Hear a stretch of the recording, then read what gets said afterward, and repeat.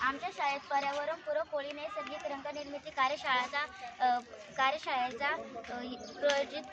कार्यक्रम प्रयोजित केला आहे। त्याबद्दल मी काटे सावरचा फुलाचा रंग तयार केला आहे। त्यापासून आपल्या त्वचेवर काही पिंपल येत नाही, आपल्या त्वचेला काही हानिकारक होत नाही याची आपण दक्षता घ्यायसाठी आम्ही सण साजरा केला पाहिजे।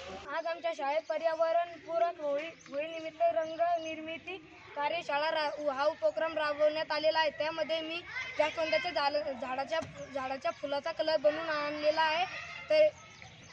या रंगापासून आपल्या चेहऱ्याला काही हानी पोहोचत नाही व दुसरे केमिकलपासून जे रंग असतात ते लवकर निघत नाही, तर हे रंग लगेच लवकर निघून जातात। याच्यामुळे आपल्या त्वचेला काही हानी पोहोचत नाही।